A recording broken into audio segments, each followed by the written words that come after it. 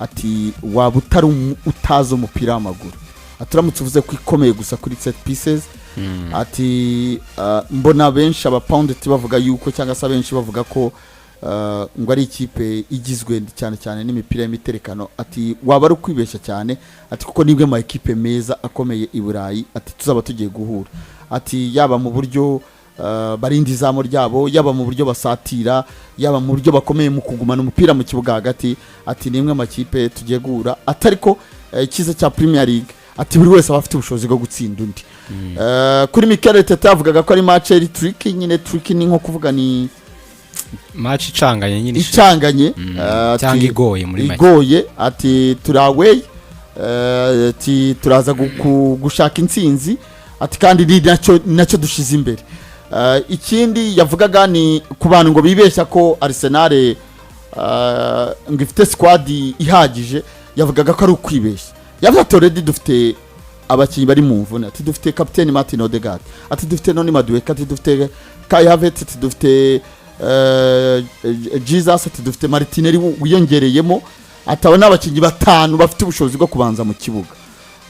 bari hanze y'ikibuga yavugaga no kuri William Saliba yavugaga ko ari doubtful aza kureba imyitozo y'umugoroba ati nsabye abantu kutumva ko Arsenal yavunikishije ntacyo bitwaye ati kuko iravunikisha abakinyi bashobora kubanza mu kibuga ati muri abo bakinyi batanu buri wese afite ububasha bwo kubanza mu kibuga badahari yaba Kai Havertz yaba Martin Odegaard yaba Noni Madueke yaba Jesus yaba na Gabriel Martinelli ati nabakinyi buri wese ufite ubushobozi bwo kuba yabanza mu kibuga ati ntabwo binejeje kuba buri mukino cyangwa se buri journée utakazaho umukino ibyo ngibyo biramakinga sense ariko n'iki kipe yamukoreye amuhereza squad nini no kugira ngo bitazigera bakoma mu nkokora no kuba hari abakinyi bavunitse kubera ko bafite izindi options zo kuba bashyira mu kibuga kandi bagatanga umusaruro ariko ntago yavuga kuvunikisha ntago ari wenyine wavunikisha kako tujye kuri Liverpool naira yagize imvura mu bitandukanye n'ubungubu ijye gukina match dafite abandi bakinyi Man City yarazitangira itakaza umwe ejo akagaruka iketi Burundi gutyo bigenda binduranya harimo n'abakinyi bashya yari yazanye zamani nuko Newcastle byabaye ibindi amakipe menshi ibyo by'imvune bigenda biyabaho ariko impamvu wenda abantu batinda kuri Arsenal ntago bikwiye ko rwitwazo bitandukanye n'imyaka yashize nuko wenda ungu afite option nyinshi afite alternatives nyinshi afite abakinyi benshi amahitamo menshi rimwe utakaje Madueke Bukayo byibuza hari na amahirwe rimwe utakaje Odegaard Ezahari cyangwa ba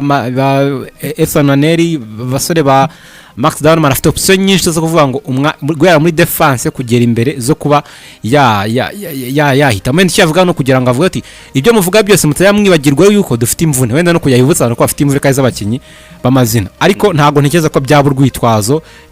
byongera ko nandi makipe ajya afite imvune noneho bakajya avantage yuko ikipe yamuhaye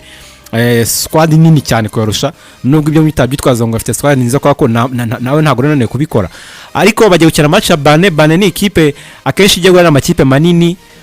ibiri underdog kandi baranayikuye kwa kizamusimisho cya mbere y'umwaka n'ubwo rwaye n'imyanyiro byose ntago bivugira ariko byibuza gitanga akazi gakomeye mu mikino twakibuka nk'ikomeye iheruka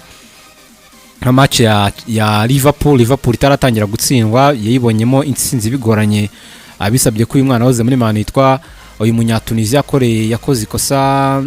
Mejbil